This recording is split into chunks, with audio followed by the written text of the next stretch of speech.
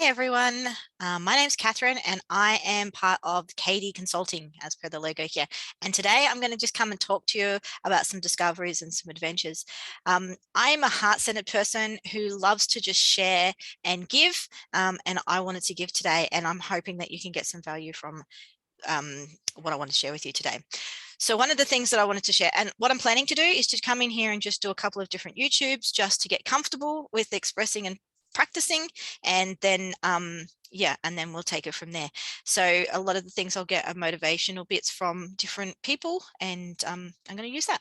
So today I'm going to learn about talk about something that I learned from an amazing person, Jaden Lee, who is a coach for the Coaching Institute, and he talked about and shared with us about how to deal with our ego.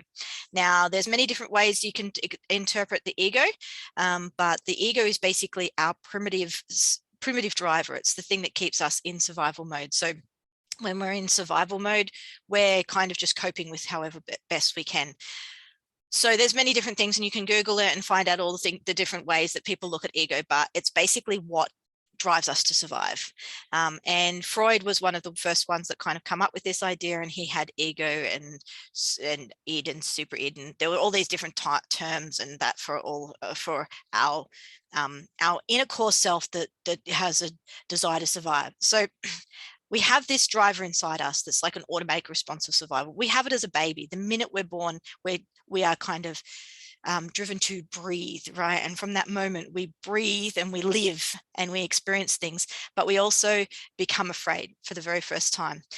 We're nice and safe in our mum's tummy, and the moment we're born, we're like born into a new world and a new experience. So from that very moment, we have to survive on our own. And we're given these amazing coping mechanisms to deal with it. And one of those coping mechanisms is this automatic response, which many of you guys called the fight, fright, freeze. And I'm going to suggest that there is actually 5, as presented by Remy Pearson and a couple of other people, and that is fight, flight, freeze, fawn, or freedom. So when we're faced with a frightening position or a place where our lives are threatened, then we're not most likely going to do one of those 5 things. So the first 3 are quite common, and the extra one, fawn, is fairly well known in the psychology world. It's when we kind of people please and work out how to like abandon ourselves to please others. Like we kind of, we'll do whatever we can for somebody else. So the people in here that are people pleasers, right? They just try to do whatever they can to survive by, I guess, in a primitive way, like sucking up to the other person for them to be needing us in order for us to survive. But then, of course, freedom is often a choice that we get, and some people will choose, instead of choosing those fight, flight, freeze, will actually go, no, you know what, hell, I'm choosing the freedom road. So that is another option as well. And normally when we choose freedom road, we're not as triggered, obviously, and we go into using more of an intelligent brain, right, which is our prefrontal cortex. When we're in ego state, it's like this is our ego, right, and then over the top is our main brain. And the interesting thing about I'm pretty sure, I'm not a psychologist, and I should have probably looked this up before I come on here and sounded like some kind of an expert, but you've got your amygdala part, your main brain fight, flight, freeze motor here, right? And then you've got your brain over the top here. And somewhere in here closely connected is where they connect memories. So quite often when our fight, flight, freeze gets activated, it pushes on our memories, and we get memories that remind us of events that have happened before when we've had similar feelings. And I'll tell you a little story about that shortly.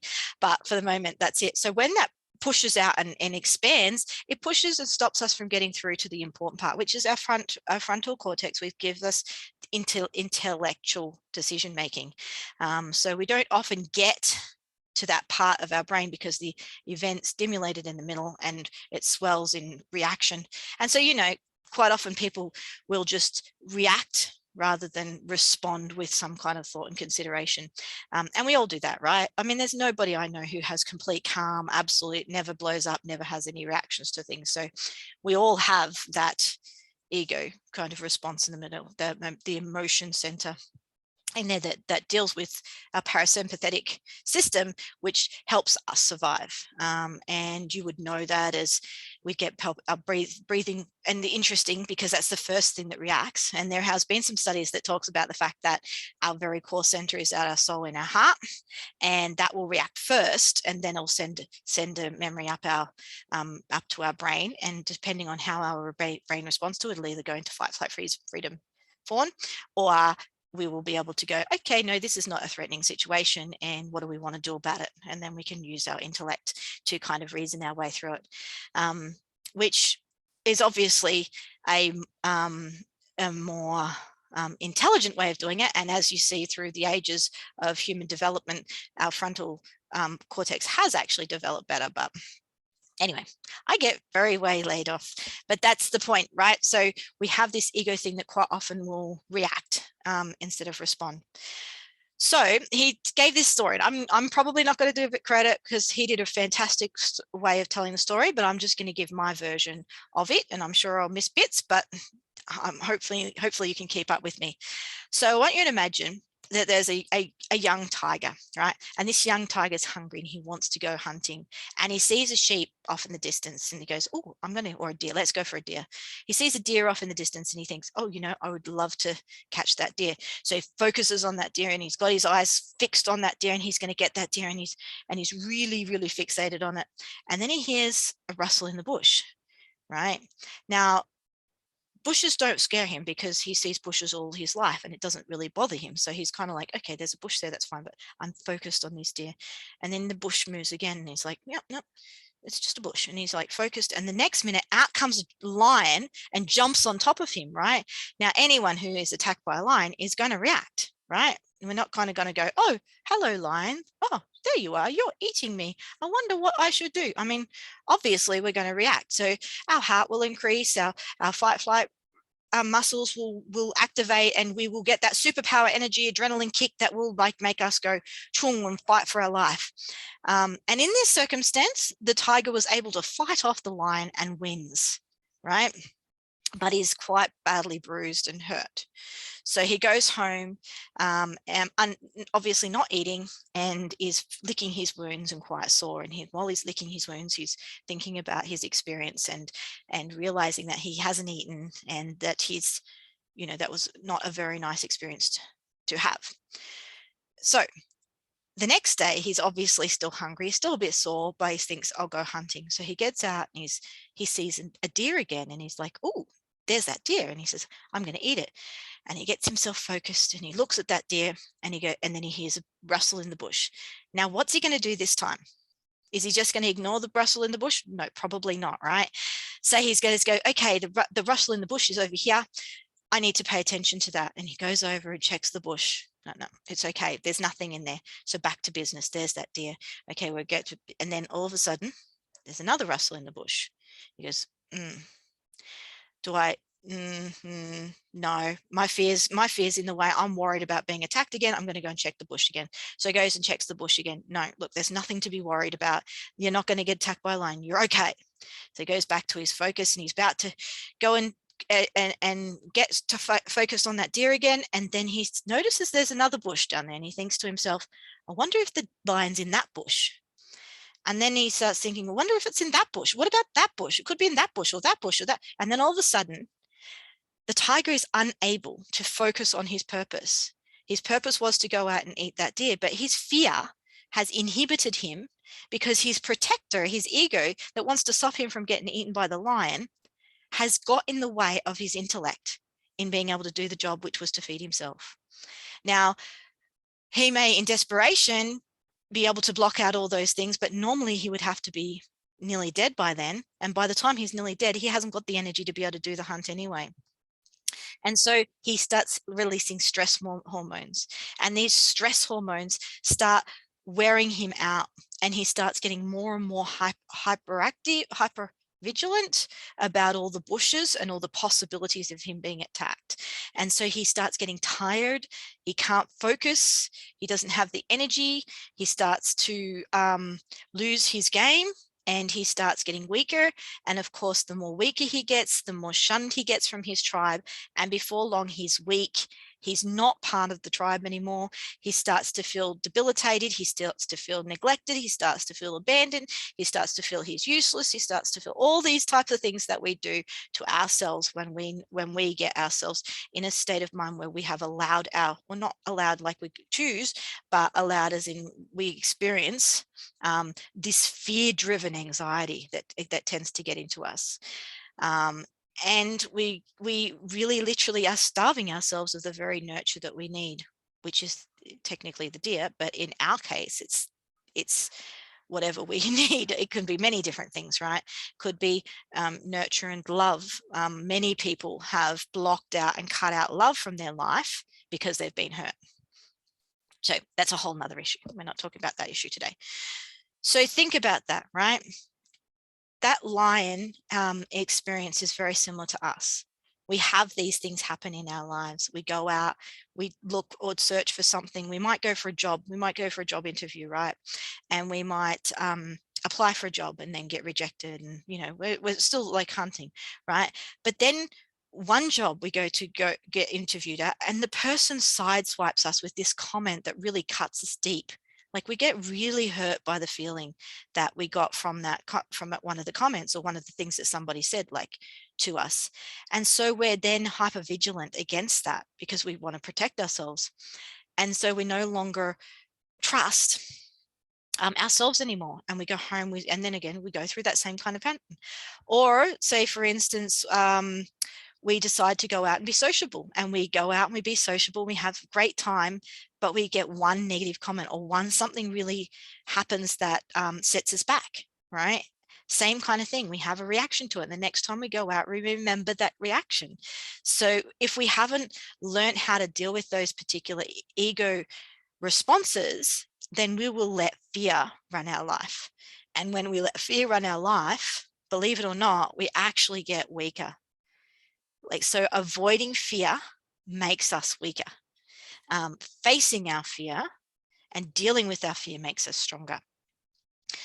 So I hope that makes sense. But wait, there's more. Don't stress. I'm going to give you some more. So now, before you even think about it, we've got the ego, right? And everyone's probably thinking, well, I don't want an ego. Ego just gets in my way. That's fear. Nobody wants fear. Fear's just something that gets, that creates this reaction in me. And why would I want that? Before you go ditching and what's the word, like bad mouthing your ego, I want you to consider what its purpose is, right? So your ego is meant to be a bodyguard. So imagine your ego is like this big henchman that you have, and he's trying to protect you. He's trying to protect you by looking after you. After all, your number one whole reason in life is to survive, right? From the moment you're born. From the minute you're born, your whole purpose is to survive. Now, we can add a lot of wonderful things afterwards, but that's clearly what our main purpose is. So if our ego's job is to protect us, then it will use whatever means it can to do that. And if protecting us is a form of using fear, then it will do that. And it will protect us to the point that it will kind of control us and pull us into a place of safety and reduce our boundaries so that we are safer and safer and safer and safer and safer within this tiny little circle, right? And it protects us. And that's why some people who deal with anxiety and things like that will end up like not being able to leave the house or not being able to go into public places, or because we've got this protector that's protecting us. And we understand that this is what's happening because we feel safe when we're being protected. Why would we go out into something we were afraid of? So we've got this protector looking after us, and that's our bodyguard. And our bodyguard does a very good job. Some people's bodyguards do an extremely great job. Think about it, right? Who here feels like, it's great to have that safety of knowing I've got my own back in a way, like I've got this myself. I know when I'm feeling comfortable, when I'm not. I know I'm not going to put up with some words that people say, or I'm just going to withdraw and hide and do whatever I need. I mean, we all in a way have some kind of that fight, flight, fawn, freeze, freedom responses. And so sometimes we'll just shut down and just shut up, or we'll get rid of our emotions, or we'll we get angry and we want to just fight everybody, or sometimes we just will freeze, and when people ask us questions we'll just go red and not know what to say. All those different kinds of responses, right? That's our bodyguard trying to protect us from experiencing hurt or pain or any of those type of things. And the more that we allow ourselves to be protected by the bodyguard, the more henched in we feel, right? And before we know it, we're living in a protected bubble wrap world. And whilst that may feel safe to you, and whilst it may feel great, it's stopping you from living your full life. You're not actually able to experience your health, your full health and potential. You're not able to go out and experience life like you were supposed to, or like you could, because you are at whim of your bodyguard. You're being controlled by this bodyguard, in a sense. And I kept thinking about that movie, The Bodyguard. I keep thinking about that, you know, how protective some bodyguards can be of people. But if your bodyguard gets too much in the way, it's going to smother you and stop your life. So your responsibility is to appease the bodyguard in a way. Like if we try to shut our bodyguard down and say back off, like, or fire him or whatever like that, that bodyguard ain't going to just like lay down and give up. Its whole purpose in life is to protect us. There is no way known. If you tell your bodyguard to stop it, it's not going to, or don't be so stupid, or you're an idiot, or all those things we tend to say to ourselves, that is not going to stop and slow down our bodyguard. Matter of fact, probably the opposite. It's probably going to get more reactive and more triggered the harsher we are on ourselves. Funnily enough, the way to help with our ego is by self-compassion. Self-compassion, allowing it, understanding it, getting to know and familiar with our responses and why it does the things that it does. So when we notice our bodyguard jumping in to protect us, we could go, oh, I can see what you're doing. You're trying to protect me from something in the bush, right? That makes sense. I get it, right? How can we deal with this together? How can we use our wise mind and not be so reactive, but be responsive? How can we try to do that in a different way? So it's about starting to do the different steps. Now, David Richo, who is an amazing author, and if you can look him up, I would suggest you do. He suggests there's 5 stages of doing this, right? All 5 A's, right? And he says attention, paying attention, acceptance of ourselves or those circumstances, appreciation for what we have in our experience in our situation, affection, like, you know, that's compassion and self-love and all those type of things we work on, and allowing ourselves to have those emotions and those feelings and things happening. And so if you can look up those things, and that's how we can then let the bodyguard release its grip a bit more, and then go, okay, the bodyguard starts to go, yes, you are surviving. Look at you. You're thriving. Look at you, you're doing amazing work. Yes, look at you. You are safe. Yeah, you're right. There is no lions behind those bushes. Yeah, you've got this. I'm just going to sit back here and observe while you go live your life. And when I'm needed, you just give me a hoy. And our bodyguard starts to release the grip, and we start to feel freer and easier to breathe and easier to live and less reactive. And life changes completely, because now we're not living in a hypervigilant, reactive, trigger sensed like response. We're living in a more calmer, thoughtful, considerate kind of way. So that's the other way of living. And so if we take back to the story of the analogy of the tiger now can live in a situation where he can relax and get on with the job and go, I got this. You know, there is no lion in that bush and there's no lion in this bush. You know what? Or you know what I'm going to do? I'm going to race around the whole skirts of this to make sure there's no lions, and then I'm going to get onto my job and I'm going to do it. Or it might turn around and go, now I know I've got this backup. I'm going to get a backup person to come help me. Right, you are my spotter. I'm going to go catch this deer, and when I get that deer, I'm going to bring it back and share it. And so a tribe becomes made. So we can think with our brain our way out of processes when we're not triggered. So hopefully that makes sense, because we can use this ego to protect us and look after us, because it is going to need, I mean, right, if we're driving our car and someone goes to sideswipe us, obviously we want our ego to jump in and protect us by slamming on the brakes or whatever we need to do.